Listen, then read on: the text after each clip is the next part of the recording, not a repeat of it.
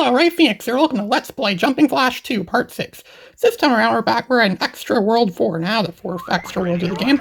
We're now going to be taking on the industrial complex again. This time it's at nighttime. There's even more industrial stuff that just magically flies over a large body of some clouds, something like that. As if these places are built in the clouds. I wonder if the original, remember the original Jumping Flash had levels like that where you see clouds below? Is the world like completely encased in clouds? Is Little Moon encased in clouds all the time too, or something like that? Or is that just supposed to be space? I don't know. It's probably just space, considering the fact that these worlds are technically just floating in space right now. But in this game, they're in a bottle, so in theory, if Robert fell off, he'd just fall into the bottle then. It's just mostly what regular World 4 was, just it's arranged differently, just like every other level in this game. You see the waterfall there, the water plant thing there, and there's construction workers there, they're smoking and they spit out, and for some reason they spit out like bolts and things like that at us. For some reason those frogs have bolts in them. They wear hard hats. Their hard hats seem to do nothing. We took on hard hat like enemies back in the first game. We had to jump on them several times where they would show any single slightest iota of damage, but now but those frogs have those hard hats on. We just kill them easy. Just a few stomps. You just step on them. I mean, Robert could jump on almost every enemy in this game. I think there might be some sort of achievement you could get actually just simply by jumping on every enemy ever. Kind of like in Mario, where Mario just jumps on everything. How many first-person shooters have jumping as a serious weapon, or could actually jump on an enemy and kill them?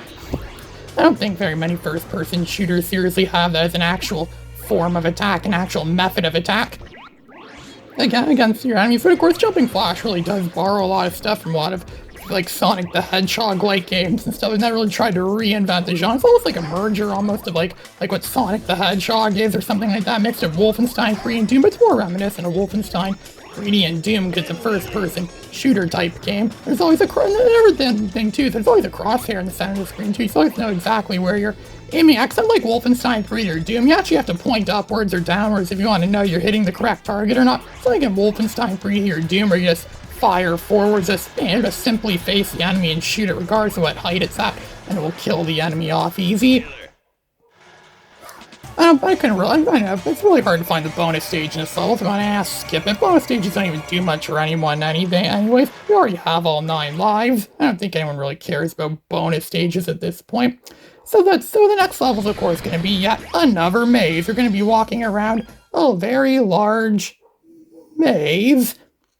A very large industrialized maze, just like we did in regular World 4-2. Only this time, look, we start where the last level ended, and look, 9. They're building a 9th one of those robot moo-moos. Looks like Baron Aloha still has an idea to use those things or something, even though he's clearly not using them right now. He's using Captain Kabuki pretty much to destroy the worlds and rip them apart like what he did to his world in to Earth in the first game.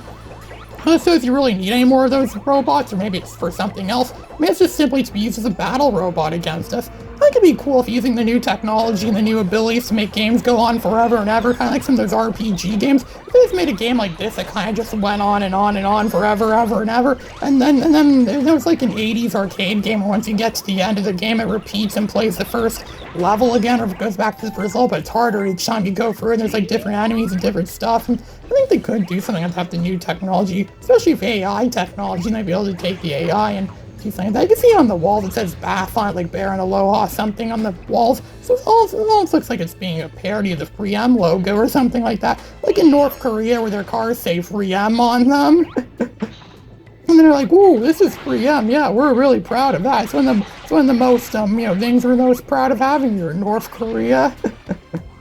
And there's a power pill conveniently located right there. Actually, don't know what power pills would really do in a place like this. Robert can just breathe underwater forever as he's a robot, so he doesn't really need to breathe at all. And yet, despite that, there's still bubbles that come out of him when he's in the water. So is he really a robot? I always used to think Robert was a robot. I like to think he was a sentient robot, or maybe he's being controlled by a biological robot, like a biological rabbit thing inside of him. Maybe there's some other thing controlling him somewhere far. I don't know. I remember earlier talking about how Baron Aloha's backstory is never really explained. Well, Robot's backstory is not really explained much. We don't really know where Robert came from. Who built Robert? How did he become what he became? That's like there's so many lost opportunities in this series now. The more I think of it, there's so much lore. There's so much stuff that could have been, that could have happened. There could have been so many possible stories of so many different things that could have been happening.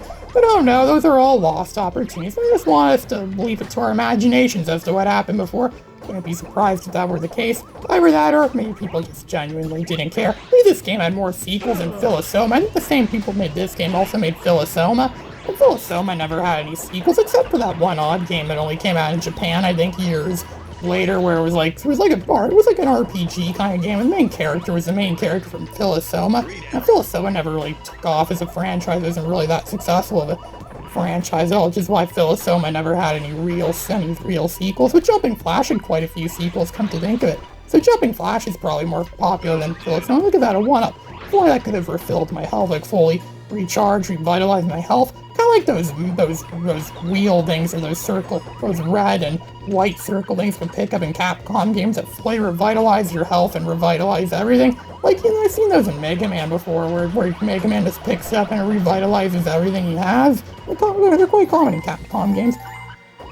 Our arsenal is getting, you only hold, just like the first game, you only hold up to 3 items at a time in this game, but they keep filling up and keep being replaced by other items because we're not using our items at all. There's no, like, oh, items bay full, or something like in Twisted Metal when your items are full and you try to pick something up, it says, oh, items ain't full. There's none of that in this game. Instead of just replaces an item, you can't even switch which item to use or something like that. You have to use them in that specific order that you've captured them.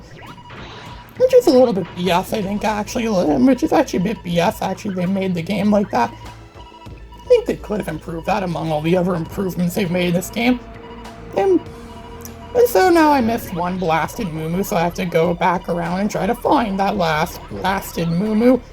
I'm also trying to see if I could find one of those things that freeze time, so you can pick up those things that freeze time. I think they did, I'm pretty sure they did this in the first game, too. You collect that thing that freezes time, stop time kind of thing. The thing that in this version of Robot's Sidekick says halt. When that happens, it actually shows you where the exit's located, and also shows you where the last Moo-Moo is. All he did anything is you don't know if that's a Moo-Moo or an exit. But if you have a good memory, you can take a mental image of what's located where, and then try going there and seeing what it is. We already know it can't be behind us, because behind us was the exit to this level. So we're gonna go up here and see what's up here. And we know what's up here is where, well, we didn't see any Moo-Moos here earlier, so we've been up here before. You can look down that vent thing, there's these things. I wonder what the point of this whole thing is. I mean, I know in industrial places, they always build so many, like, unnecessary rooms or things that seem so unnecessarily spans.